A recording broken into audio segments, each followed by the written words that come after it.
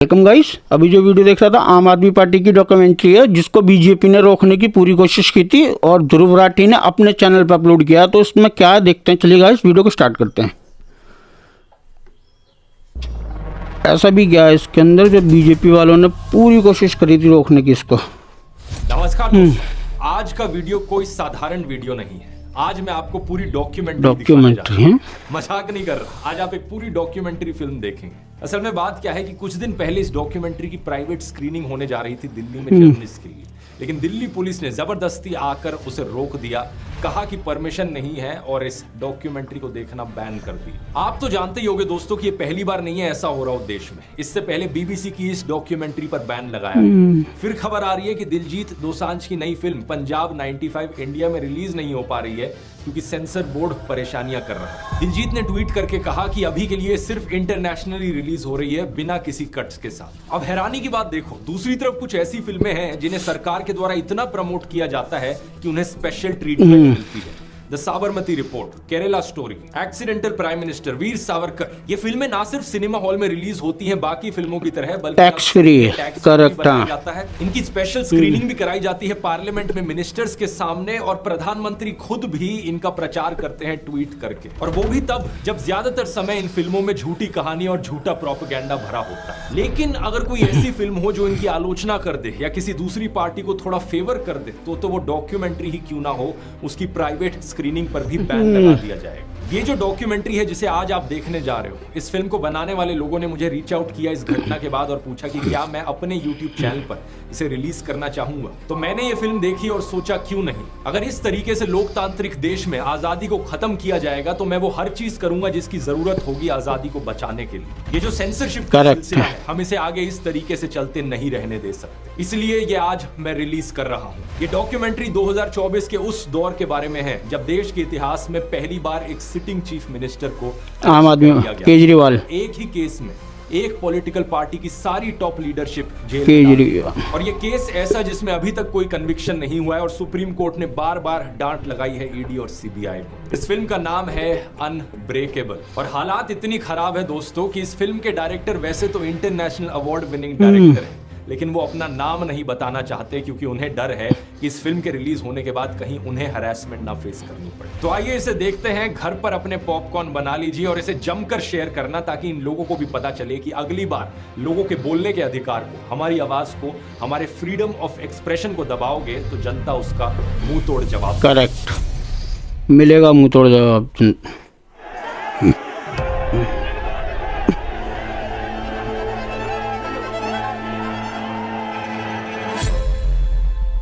अरविंद केजरीवाल पहली बार सरकार बनाने में कामयाब हुए।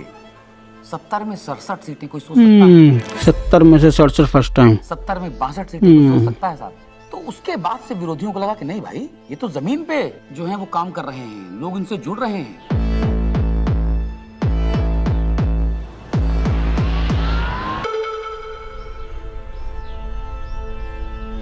कहानी शुरू होती है तब से जहां से आम आदमी पार्टी ने पंजाब जीता। लोगों की भूख थी आम आदमी पार्टी की। उन्होंने कहा आम आदमी पार्टी हमें चाहिए। लोगों ने वोट दिया और पंजाब में आम आदमी पार्टी का जन्म हो गया। पंजाब के लोग जो हैं वो सच्चे बंदों को पसंद करते हैं और जिसके साथ दिल से जुड़ जाएं जुड़ जाएं।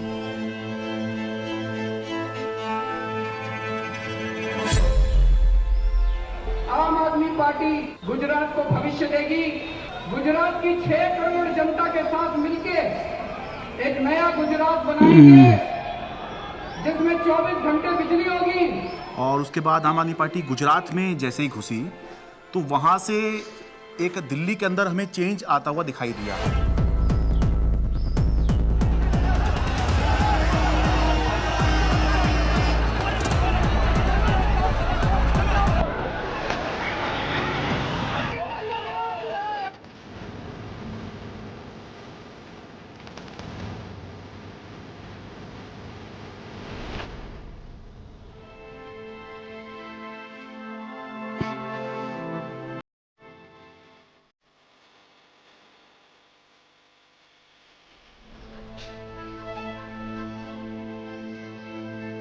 अनब्रेकेबल है।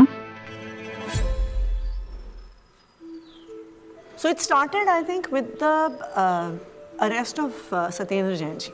And मुझे ये लगता है कि ये स्ट्रैटेजी उनकी शायद रही होगी कि जो भी अरविंद केजरीवाल के सिर्फ आईज, ईयर्स, आर्म्स, हैंड्स, जो पूरी टीम है, कि अगर हम उस टीम को डिकैपिटेट कर देंगे तो हो सकता है कि काम रुक जाए. टेबल में बैठे होंगे बीजेपी के 3-4 लोग बड़े बड़े, बोले यार अब केजरीवाल को बेईमान साबित करने का क्या तरीका. किसी ने आइडिया दिया होगा कि कुछ घोटाला, बोले यार कोई घोटाला कैसे, कोई चिपकेगा नहीं इस आदमी पे. दिल्ली के स्वास्थ्य मंत्री सत्येंद्र जैन को ईडी ने हिरासत में लिया. एनफोर्समेंट डायरेक्टरेट ने सबसे पहले अरेस्ट होने वाले सत्येंद्र जैन ये थे. ऐसे तो कोई कर्म किए नहीं थे कि जेल चले जाएं. फिर मैंने कहा ऐसे कर्म भी नहीं किए थे मंत्री बन जाए. तो क्योंकि मुझको पूरा केस पता था तो मुझे लगा ठीक है, एजेंसी अगर अरेस्ट कर रही है थोड़े दिन में छूट जाएंगे. Why are they threatened by us? And the answer to me is very clear. आम आदमी पार्टी केवल एक सरकार या 10 नेताओं की पार्टी नहीं है. आम आदमी पार्टी एक सोच है. तब तक जो भी गिरफ्तार होते थे, पॉलिटिकल लोग भी जो गिरफ्तार होते थे, महीने में, 2 महीने में, 3 महीने में निकल के आ जाते थे.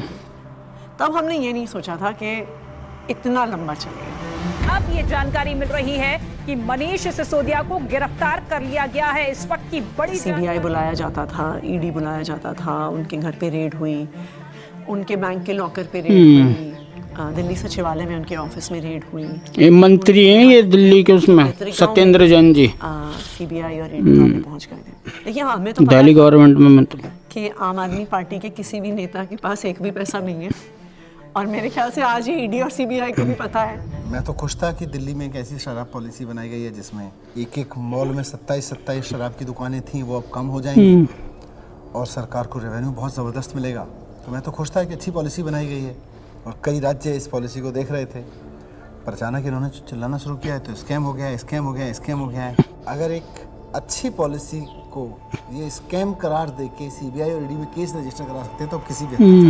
मनीष सिसोदिया को ईडी ने गिरफ्तार कर लिया है. तिहाड़ जेल में पूछताछ के बाद मनीष सिसोदिया को अब ईडी ने गिरफ्तार. उप मुख्यमंत्री हैं जबकि ये दिल्ली के मनीष सिसोदिया. टीएमएलए में 2 ही कंडीशन में बेल हो सकती है. पहली कंडीशन, या तो जो सरकार का इन्वेस्टिगेशन एजेंसी है वो कह दे कि केस नहीं. दूसरी कंडीशन बेल हो सकती है जब इन्वेस्टिगेशन एजेंसी द्वारा डाले गए सारे कागज जांच कर लिए जाएं. तो भाजपा की इन्वेस्टिगेशन एजेंसी क्या करती थी, लाखों की तादाद में कागज डाल दिए. अब जज साहब कितना टाइम लगाएंगे वो देखने को, 10 साल. हमने प्रोसीडिंग्स भी पूरी देखी थी सुप्रीम कोर्ट के अंदर, और सुप्रीम कोर्ट ने जो जिस तरह कमेंट्स किए थे उससे ऐसा लग रहा था कि ये केस कुछ है ही नहीं. सुप्रीम कोर्ट ने यहाँ तक कह दिया था कि आपका केस जो है ट्रायल के अंदर 2 मिनट में गिर जाएगा. किस तरह का केस आप बना के लाए हैं, क्योंकि सीबीआई के बाद मनीष सिसोदिया को ईडी ने भी गिरफ्तार कर लिया था, तो दोनों ही के अंदर जमानत उनको चाहिए थी. अब जब जैसे ही 30 अक्टूबर का दिन था, सुप्रीम कोर्ट ने बेल रिजेक्ट कर दी. जेल में पूछताछ के बाद मनीष सिसोदिया को अब ईडी ने गिरफ्तार कर लिया है. इससे पहले सीबीआई ने उनको गिरफ्तार किया था और वो तिहाड़ जेल में है. सीधे चलते हैं जितेंद्र शर्मा के पास. जितेंद्र, बताइए, ईडी ने गिरफ्तार कर लिया है मनीष को. जी बिल्कुल. आप देखिए दूसरे दिन लगातार जो ईडी है मनीष सिसोदिया को अरेस्ट करके उनका टारगेट अरविंद केजरीवाल था. इनको ये लगा था इनके कैलकुलेशन में कि पार्टी के साइकी में फर्क पड़ेगा, लोग टूटते जाएंगे.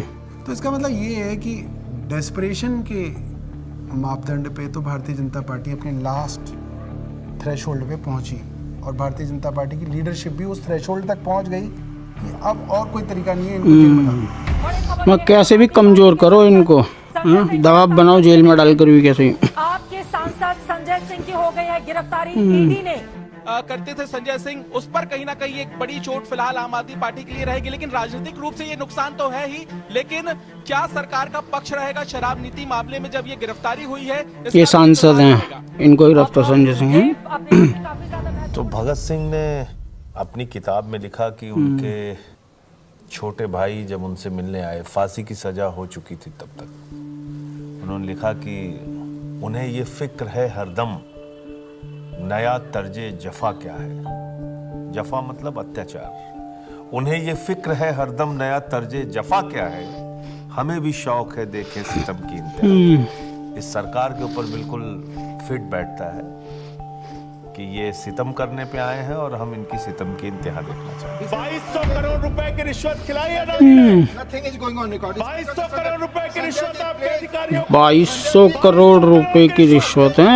2200 करोड़। इधर बोलेंगे कि उधर बोलेंगे। जिस तरीके से पार्लियामेंट में और पार्लियामेंट के बाहर अगर अरविंद केजरीवाल और पार्टी के वॉइस को एक स्ट्रक्चर करके जनता और देश के सामने रख रहे थे, बीजेपी उससे बहुत इरिटेटेड और फ्रस्ट्रेटेड थी। मैंने तो अपने घर के सामने एक बैनर भी लगवा दिया था कि फक्कड़ हाउस में ईडी का स्वागत है। अब कहानी जो है अलग लेवल पहुंच गई। अरविंद केजरीवाल भी ये बात समझ रहे थे कि जब एक के बाद एक नोटिस आ रहे हैं तो देर सवेर ईडी जो है उनको गिरफ्तार करने आएगी।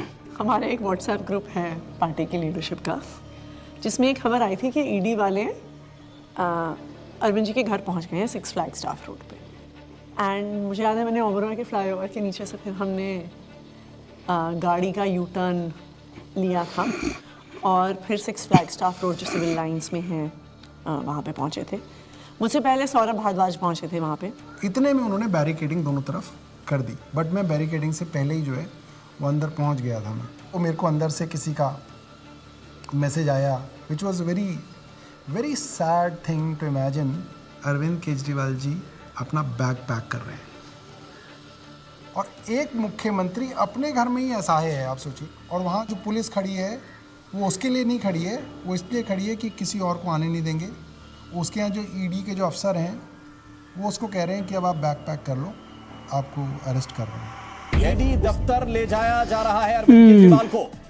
Sitting chief minister Arvind Kejriwal को ईडी ने गिरफ्तार सीएम थे जबकि उस टाइम तब भी गिरफ्तार। जिस तरीके से अब दिल्ली के मुख्यमंत्री अरविंद केजरीवाल को ईडी दफ्तर ले जाने की तैयारी की जा रही है और ये माना जा रहा है कि अब ईडी दफ्तर में उनसे पूछताछ होगी और उनके सामने। जब से मैं जर्नलिस्ट बना हूं 17 साल से मैंने नहीं देखा किसी सिटिंग चीफ मिनिस्टर को अरेस्ट किया गया हो। तो मेरे मन में एक बात अंदर से आई कि पार्टी खत्म नहीं होने थी, सरकार नहीं खत्म होने थी। उस समय जो बाहर थे, जैसे संदीप पाठक बाहर थे जो संगठन के काम देखते हैं, हमारे जो कैबिनेट के जो साथी थे, आतिशी थी, सौरभ भारद्वाज थे, हमारे सोशल मीडिया के जैस्मिन थे। तो फिर हम सब लोग हमारे घर पे ही हमने सबको बोला, हम लोग वहीं धीरे धीरे वहीं गैदर हुए।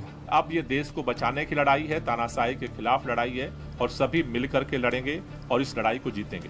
कल 10 बजे भारतीय जनता पार्टी के मुख्यालय पर हम इसके खिलाफ प्रोटेस्ट शुरू करेंगे।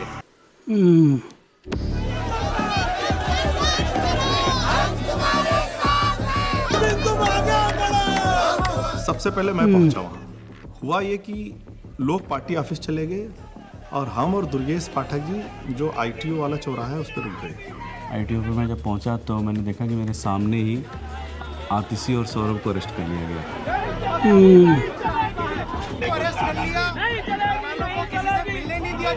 कोई वहाँ पे प्रोटेस्ट करने आता, 4 लोग सड़क पे बैठते, 4 लोगों को बस में बिठाते, बस भेजते। जो भी प्रोटेस्ट करेगा वही गिरफ्तार है। 4 आ रहे 4।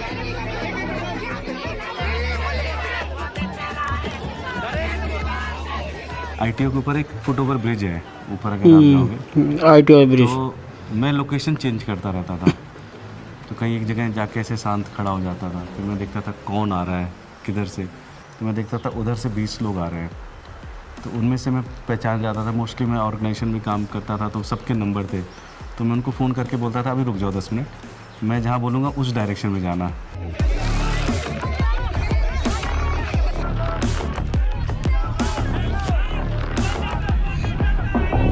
कोई एक डिक्टेटोरियल लीडर है और वो चुनाव से पहले सारे ऑपोजिशन के नेताओं को गिरफ्तार करा लेता है और फिर कहता है कि जी मुझे तो 99% वोट्स आ गए, मैं popularly and democratically elected leader हूँ। सही बात है, सही गिरफ्तार करके चुनाव करो। इसको इधर रख सकते हैं बगल में, इस टेबल को इधर रखिए। 2013 में सबसे पहले लोगों ने हमें वोट क्यों दिया? हम तो कुछ भी नहीं थे, कभी कहीं सरकार नहीं चलाई थी, हम तो ये भी नहीं कह सकते थे हमने ये काम करके दिखा दिया हमें वोट दो। अन्ना आंदोलन किया था, तो अन्ना आंदोलन में लोगों ने देखा ये लड़के बड़े ईमानदार हैं, देशभक्त हैं, जिद्दी हैं, किसी चीज़ पे अड़ जाए तो करके रहते हैं। ये क्वालिटीज़ जनता को हमारी पसंद आई। इस क्वालिटी को वो ख़त्म करना चाहती थी बीजेपी, तो उन्होंने कीचड़ फेंकना चालू किया, करप्शन किया, केजरीवाल ने पैसे खाए, एक ताना बना बुना गया, लोगों को ज़बरदस्ती करके स्टेटमेंट्स दिलवाए गए, प्रेशराइज कर करके हमारे खिलाफ झूठे बयान दिलवाए गए। लेकिन कुदरत तो कुदरत है, क्या है, बीजेपी कुछ नहीं है कुदरत के सामने। हम लोग कुछ बाहर तिहाड़ के खड़े थे correct. And I remember thinking कि एज ऑफ दैट टाइम हमारी कोर टीम के 5 लोग उस समय उस दीवार के उस पार थे। मेरे हाथ में बहुत कुछ नहीं था, सब ऊपर वाले के हाथ में था। और मैंने अपना अंदर समय बहुत मेडिटेशन करते हुए और गीता पढ़ के बिताया। वहाँ पे सबसे ज़्यादा जो चीज़ परेशान करती है वो होती है अनसर्टेनिटी। उस 17 महीने में एक बड़ा हिस्सा मेरे अंदर उस सिपाही की तरह छटपटाता रहा जो देख रहा था कि उसकी पूरी फौज बाहर युद्ध लड़ रही है, और वो सिपाही जो हमेशा युद्ध में फ्रंट पे होकर लड़ता था वो आज बैरक में बैठा हुआ है। मैंने प्रयास किया कि घर के लोग 6 महीने तक, जब तक मैं जेल में रहा, मैंने प्रयास किया कि कोई मुझसे मिलने के लिए यहाँ पे ना आए, क्योंकि कई बार परिवार के लोग सामने आते हैं मिलने के लिए तो मन में एक अनावश्यक कमजोरी पैदा होती है, तो मैंने इस चीज़ को अवॉइड किया। बाबू को याद है इंसान इमोशनल। जब वो वीडियो कॉल पे जब बात होती थी, वीडियो कॉल करते थे तो हंसते थे, लेकिन वो हंसी के पीछे कुछ ना तकलीफ छुपी होती है, क्योंकि पत्नी से बेहतर कोई नहीं समझ सकता है। लेकिन हम लोग को लगता है चलो वो अगर दिखा रहे हैं तो हम लोग को भी ऐसे ही दिखाना है। तो हमारे जैसे बच्चे भी आ गए थे, तो सारे लोग सब हैप्पी फील करते थे कि पापा हम लोग ठीक है, आप परेशान मत होना और आप ठीक से रहो। एक बारी ना कपिल मिश्रा ने आरोप लगाया था 2 करोड़ का कि सत्येंद्र जैन ने अरविंद केजरीवाल को 2 करोड़ की रिश्वत दी। तो मेरी बेटी स्कूल में पढ़ती थी, तो उसका नाम स्कूल में 2 करोड़ ही रखा गया था। तो बच्चों के लिए बहुत, मुझे लगता है ये दौर ऐसा चल रहा है जिसमें कि बच्चों को भी स्पेयर नहीं किया जा रहा है। फैमिली के अंदर अभी तक क्या होता था कि अगर पॉलिटिक्स है तो 2 पॉलिटिकल पार्टीज़ के बीच में, अपोनेंट्स के बीच में, उसमें फैमिली इन्वॉल्व नहीं होती थी। अब थोड़ा सा लेवल कुछ ज़्यादा ही नीचे आ गया है। नहीं, जब जेल में था तो परिवार को तो मिस नेचुरली करते ही हो आप, और विशेष रूप से जब आपकी वाइफ बीमार हो, आपका बेटा भी केवल कॉलेज में पढ़ता हो। तो उसने एक चिट्ठी लिखी, उसमें उसने बोला कि अगर आप इस वक्त मेरी चिंता करोगे, अगर आप इस वक्त इस बात को लेके चिंता करोगे कि मैं परेशान हूँ, तो फिर ये मेरी देशभक्ति पे सवाल है। तो मुझे लगा यार बेटा तो बड़ा हो गया। आपने अगर मेरी चिंता में ज़रा भी वक्त ज़ाया किया तो फिर वो मेरी देशभक्ति का अपमान होगा। That would be a insult to my patriotism, कि अगर मैं देश के सबसे अच्छे शिक्षा मंत्री को ये विश्वास नहीं दिला पा रहा कि आप अपना काम करो, मैं यहाँ पे एकदम सेट हूँ, आपको मेरी चिंता बिल्कुल करने की ज़रूरत नहीं है, तो that would be an insult to my patriotism and I felt that, I even feel that today. Phone आता था, 5 मिनट का फ़ोन होता था वो डेली जो आता था, तो उसमें ऐसा तो नहीं है कि मैं ये कह दूँ कि मैं बीमार बहुत हूँ या मैं कुछ भी हूँ, हाँ सब ठीक है, खाना खा लिया, हाँ इतना होता था। जो ड्रेडेड क्रिमिनल्स होते हैं ना, उनको सोलिटरी कन्फाइनमेंट में 2 हफ्ते से ज़्यादा नहीं रखते, उसको इनह्यूमन माना जाता है। तो मुझे लगातार कई महीने तक सेकेंड फेज़ के अंदर सोलिटरी कन्फाइनमेंट में रखा गया। सॉलिटरी कन्फाइनमेंट में आप जेल ऑफिसर्स और मेडिकल स्टाफ, इनके अलावा आप किसी से बात नहीं कर सकते। सो आई वॉज ऑल अलोन। आपको चाहिए कोई बात करने के लिए, गप्पे मारने के लिए, अपने मन की भड़ास निकालने के लिए, कुछ भी बोलने के लिए, वो अलाउड नहीं था। मतलब 2 जालियों के बीच में से बात करें, शीशा लगा हुआ है, इधर से फ़ोन पे मैं उधर से हूँ, एक चीफ मिनिस्टर हूँ, दूसरे चीफ मिनिस्टर से मिलने आया हूँ, सिटिंग दोनों। जेल नंबर 1 में मैं था, जेल नंबर 2 में अरविंद जी थे, उसके बीच में एक दीवार ही थी। कभी कभी लगता था आवाज़ दो ज़ोर से तो हो सकता है पहुँच जाए उधर। कई बार जेल के अंदर जब ऐसे मौके आते थे, ऐसे मोमेंट्स आते थे जब आदमी कमज़ोर फील करता था, तब मुझे लगता था यार मनीष की तरफ मैं सोचता था कि मनीष को 1.5 साल हो गया, उसकी तो वाइफ भी इतनी बीमार है, वो नहीं टूटा। सो हमें भी हिम्मत रखनी है।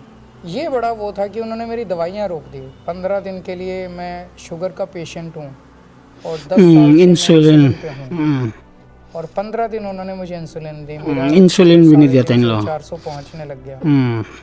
जब जयप्रकाश नारायण इमरजेंसी के दौर में जेल गए थे, जब वो जेल गए थे उनकी दोनों किडनी ठीक थी और 4 महीने बाद जब वो जेल से बाहर आए उनकी दोनों किडनी खत्म हो चुकी थी। Mr. Kejriwal, in fact, wrote to Tihar jail authorities alleging that he was not being administered insulin despite flagging his peaking sugar levels. ये जेल वाले कहते थे कि इंजेक्शन नहीं देंगे, प्रिस्क्राइब नहीं है। पता नहीं कितने साल से वो इंजेक्शन ले रहे थे, सब प्रिस्क्राइब था। भारतीय जनता पार्टी के कहने पर अरविंद केजरीवाल जी की इंसुलिन रोके हुए हैं। ऐसा लगने लगा कि यार क्या ये बताओ इंसुलिन जैसी चीज रोक, क्योंकि पॉलिटिक्स एक अलग होती है, लेकिन पॉलिटिक्स का मतलब ये नहीं होता है कि मैं आपको निपटा ही दूंगा। तो ये इंसुलिन वाली बात जो है ये तो निपटाने वाली बात है। विरोधी होते हैं राजनीति में लेकिन दुश्मन नहीं होते। कोर्ट के आदेश पर डॉक्टर्स की कमेटी बनती है, उसके बाद जो है इंसुलिन दी जाती है। आम आदमी पार्टी का मोराल जो था वो डाउन था। क्यों? कि आम आदमी पार्टी जो है वो 2 चीज पे चलती है, केजरीवाल का नाम और वॉलंटियर का काम। वो दौर थोड़ा ऐसा था कि लगा था कि अब आम आदमी पार्टी जो है वो अब बचेगी नहीं, क्योंकि केजरीवाल के बाद कौन। कई बार ऐसे क्षण आए, ऐसे मोमेंट्स आए जब लगा कि अब तो सब खत्म हो गया, अब सब बर्बाद हो गया, अब there is no coming back from this, we have hit rock bottom.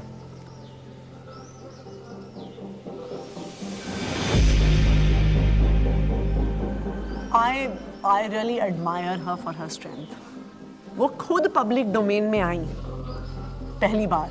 मुझे लगता है कि शायद रामलीला मैदान में जब उन्होंने बोला होगा, that was probably the first time that she ever gave a political speech. सभी भाइयों बहनों केजरीवाल की वाइफ हैं, बुजुर्गों, आप सभी को मेरी राम नाम। अच्छा, ओके। जेल जाने के बाद इनको भी आना पड़ा था। अरविंद कैसे संभालते हैं मैं तो बार बार यही सोचती थी कि वो तो हमेशा इसी उसमें रहते हैं। It's such a turmoil, it is not easy.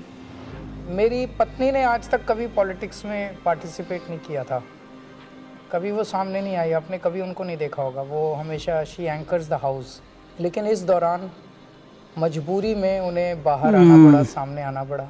कुछ प्लानिंग नहीं थी, करेक्ट, मजबूरी। अरविंद जी से मिलने गई, उन्होंने कहा कि ये मेरा मैसेज पार्टी तक दे दो, क्योंकि ये एप्रीहेंडेड की पार्टी में तो बड़ी खलबली जो भी है। उन्होंने एक मैसेज दिया और उस मैसेज की मैंने एक वीडियो रिलीज़ कर दी, अरविंद जी का मैसेज।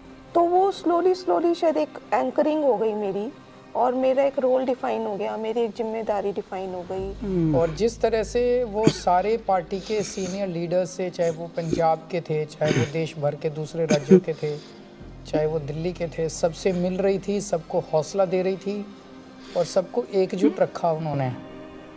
वो मुझे लगता है कि काफ़ी काबिल तारीफ़ है। उनके साथ जो है विधायकों की मीटिंग कराई गई ताकि सबका भरोसा बना रहे कि हाँ, घबराने की ज़रूरत नहीं है, अभी भी सब कुछ ठीक है। तो वो संवाद पार्षदों के साथ में, विधायकों के साथ में, मंत्रियों के साथ में, सांसदों के साथ में, सभी आए थे अपोजिशन के। केजरीवाल ने ये सब किया। मुझे याद आ रहा है कि मार्च के शायद दूसरा हेमंत सोरेन, दिल्ली के अंदर रामलीला मैदान में इंडिया ब्लॉक की एक बड़ी रैली, हेमंत सोरेन, और वो रैली इसलिए हुई कि एक तरफ अरविंद केजरीवाल को गिरफ्तार किया था, मौजूदा मुख्यमंत्री को गिरफ्तार किया था, देश में ऐसा पहली बार हुआ। दूसरी तरफ झारखंड के मुख्यमंत्री हुआ करते थे, उनको गिरफ्तार किया गया था। तो दिल्ली में आम आदमी पार्टी ने इसकी अगुवाई करी, इस इंडिया ब्लॉक की रैली की, और रामलीला मैदान में बड़ी रैली हुई। और उस रैली का जो अचीवमेंट था कि इंडिया ब्लॉक के सारे बड़े नेता उस एक मंच पर आ गए, अपनी सारी जितनी भी उनकी आपसी विवाद हैं, आपसी मतभेद हैं, जो होता है, होगा भी, पहले भी था, आगे भी होगा, लेकिन उसके बावजूद भी जब अरविंद केजरीवाल की गिरफ्तारी का मुद्दा था तो उसको लेकर सोनिया गांधी, प्रियंका गांधी, राहुल गांधी, ये तीनों जो हैं उस दिन इंडिया ब्लॉक की रैली में आए। और सारे बड़े नेता जितने गठबंधन में हैं, चाहे वो अखिलेश यादव हों, शरद पवार हों, और उससे जो है एक माहौल बना कि बीजेपी से लड़ने के लिए, या बाद में बीजेपी ने जब ये इंडिया गठबंधन बनते देखा तो एनडीए भी कहना शुरू कर दिया, उससे पहले बीजेपी ही चल रही थी। एनडीए से लड़ने के लिए एक इंडिया ब्लॉक जो है वो अब बन गया है, जिसमें मिलके जो है बीजेपी को चुनौती दे सकते हैं। भारतीय जनता पार्टी इसलिए इस मॉरल वॉर को हार गई क्योंकि हमारे तमाम नेताओं के गिरफ्तार होने के बावजूद भी हम एक दिन भी डिफेंसिव नहीं थे। ये जेल भेज दें, कितने मुकदमे हमारे पे रोज चल रहे हैं, कोर्ट की तारीख आती है, जाते हैं, भुगतते हैं, पुलिस वाले आते रहते हैं, एसएचओ बदलते रहते हैं, रोज मुकदमे होते रहे। आम आदमी पार्टी का जो डीएनए है वो भारतीय जनता पार्टी के आगे झुकेगा नहीं, दबेगा नहीं, रुकेगा नहीं, और आम आदमी पार्टी इसीलिए जिंदा है। एक अहम मुकाम जो था इस संघर्ष का तब आया जब अचानक से 2 अप्रैल को सुप्रीम कोर्ट ने संजय सिंह को जमानत दे दी। संजय सिंह को जमानत मिल गई है। आम आदमी पार्टी के सांसद संजय सिंह को जमानत। जीतेंगे का वक्त नहीं है, जंग का वक्त है। संघर्ष के लिए तैयार हो जाओ, जम के लड़ेंगे और लड़ेंगे। That was the time at which I felt कि शायद हमारी इमोशंस बाहर निकल कर आई। एंड जिस दिन मनीष जी की बेल हुई थी और मुझे याद है उस दिन I was at a school inauguration. I am not very prone to being, मैं बहुत ऐसे इमोशनल व्यक्ति नहीं हूँ, पर उस दिन तो मैं स्टेज पर ही रोने लग गई थी। मैं एक पब्लिक उसमें थी, इनॉग्रेशन में थी। मनीष सिसोदिया को सुप्रीम कोर्ट से जमानत। इन्होंने स्टडी तो पूरा किया और उन्होंने सीढ़ी भी ठीक बनाई थी, बट वो सीढ़ियाँ ना, इसको ये नहीं पता था कि सारे केजरीवाल के रंग में रंगे हुए। डिले किया जा रहा है, डिले पर डिले, वो मनीष सिसोदिया की तरफ से नहीं, जब बल्कि प्रक्रियागत है। और तुमने सारे के सारे रिसोर्सेज यूज कर डाले, तुमने ईडी यूज कर डाला, तुमने सीबीआई यूज कर डाली, एसीबी यूज कर डाली, विजिलेंस यूज कर डाला, दिल्ली पुलिस यूज कर डाली, सारा मीडिया का नैरेटिव यूज कर डाला, पूरी पावर तुमने, मतलब कितनी गन पावर है बीजेपी की, आपने सब कुछ यूज करके इन सारे लीडर्स को अरेस्ट कर लिया। उसका रिजल्टेंट क्या है? 0। आम आदमी पार्टी मिल गई के जमानत, मंत्री और वरिष्ठ नेता सत्येंद्र जैन को आखिर दिल्ली के राउज एवेन्यू कोर्ट से जमानत मिल गई है। हमें पता तो था ही कि आज नहीं तो कल, कल नहीं तो परसों बाहर तो आना ही है, क्योंकि हमने कुछ किया नहीं है। अगर हमने कुछ किया होता तो शायद हम बीजेपी ज्वाइन कर लेते, जैसे बाकियों ने किया। अरविंद केजरीवाल को जमानत मिल गई है। जिस खबर का इंतजार आम आदमी पार्टी के नेता कार्यकर्ता लंबे वक्त से कर रहे थे, वो खबर आ चुकी है। अरविंद केजरीवाल को जमानत मिल गई है। अभी की बहुत बड़ी खबर, दरअसल अदालत तो ये इलेक्शन डिफाइन करेगा कि आम आदमी पार्टी कहां जाएगी, और अगर ये इलेक्शन अरविंद केजरीवाल जीतते हैं तो वो उस लीग में आ जाएंगे जहां पर ये चर्चा होने लग जाएगी कि अगर 2029 में लोकसभा का चुनाव होगा तो क्या अरविंद केजरीवाल प्रधानमंत्री का एक चेहरा हो सकते हैं, वो चर्चा होगी। नहीं, मैं कभी अपने आप को ऐसे नहीं सोचता कि मैं कभी पीएम बनूंगा, या कभी ऐसे भी नहीं सोचा था कि मैं सीएम बनूंगा। सो पीएम बनना मेरी ज़िंदगी का कोई मकसद नहीं है, लेकिन जो भी सरकार आए इसे ख़त्म करना होगा। मैं चुनाव के टाइम में चुनाव लड़ो, आपस में एक दूसरे को गाली गलौज मत करो। आपने जो काम किए वो जनता के सामने रखो। आप जो विजन लेके आए हो वो जनता के सामने रखो। जनता को जो पार्टी पसंद आएगी उसको जिताएगी। जीतने के बाद सारी पार्टियों को मिलके फिर काम करना चाहिए, देश के लिए काम करना चाहिए, चाहे पक्ष में हो विपक्ष में हो। विपक्ष को कंस्ट्रक्टिव क्रिटिसिज्म करना चाहिए ताकि सरकार अच्छा काम कर सके, लेकिन एक दूसरे का जेल में डालना ईमानदार है कि गुनहगार है। मैं दिल्ली की जनता से पूछना चाहता हूं, मैं देश की जनता से पूछना चाहता हूं कि क्या केजरीवाल ईमानदार है कि गुनहगार है? 2 दिन के बाद इस्तीफा, हाँ नानो दे दिया, आशीष बन के 2 दिन के बाद, आज से 2 दिन के बाद मैं सीएम की कुर्सी से इस्तीफा देने जा रहा हूं। जनता फैसला, और मैं तब तक सीएम की कुर्सी पे नहीं बैठूंगा जब तक जनता अपना फैसला ना सुना ले। Did you anticipate his resignation, and why did he resign? रुके न जो, रुके न जो, झुके न जो, दबे न जो, मिटे न जो, हम वो इंकलाब हैं, जुल्म का जवाब हैं, हर शहीद हर गरीब का हम ही तो ख्वाब हैं। रुके न जो, झुके न जो, जी रहे हैं इसलिए कि प्यार जग में जी सके, प्यार जग में जी सके, प्यार जग में जी सके। जब हमने पार्टी बनाई थी तब सभी नेताओं और मीडिया ने कहा था कि इनकी एक भी सीट नहीं आएगी, लेकिन जनता ने मुझे मुख्यमंत्री बना दिया। जब हमने 2014 में असूलों के आधार पे सरकार छोड़ी तो इन सब ने फिर शोर मचाया कि आम आदमी पार्टी खत्म हो गई, अरविंद केजरीवाल खत्म हो गए। लेकिन फिर जनता ने हमें 67 सीटों के साथ जीत दिलाई और 2020 में हमने वो कर दिखाया जो किसी ने सोचा भी नहीं था। हमने अपने काम के नाम पे वोट मांगे, शिक्षा और स्वास्थ्य के नाम पे वोट मांगे। सबने कहा कि इस देश में शिक्षा और स्वास्थ्य पर कोई वोट नहीं देगा, लेकिन जनता ने फिर सबको गलत साबित कर दिया। जनता ने कहा अगर आप हमारे लिए काम करोगे तो हम आपको पावर देंगे। मैंने तो राजनीति में इतना ही सीखा है कि जब जनता अपना मन सभी को दोस्त कर देती है तो भले ही उनके सामने कितना बड़ा तानाशाह हो, कोई नहीं, सिस्टम की ताकत हो या बड़ी बड़ी पार्टियां हो, जनता सबको ध्वस्त कर देती है। जनता के सामने किसी का अहंकार नहीं चलता और जनता से बढ़कर कोई अदालत मतलब इस डॉक्यूमेंट्री को आने के लिए भाजपा ने रोका है, अपनी पूरी कोशिश की है कि ये डॉक्यूमेंट्री आनी नहीं चाहिए। जब ये ध्रुव राय के चैनल पर जवाब है हर शहीद हर गरीब का, हम ही तो ख्वाब रुके न जो। अगर आप जांच को एक कला के रूप से देखते हैं तो किसी का जिसके दौरान आपका मुकदमा 2 मिनट के भीतर भी खत्म हो जाएगा। जस्टिस खन्ना 18 महीने की कैद, मुकदमा अभी शुरू भी नहीं हुआ और अपील करता का न्याय।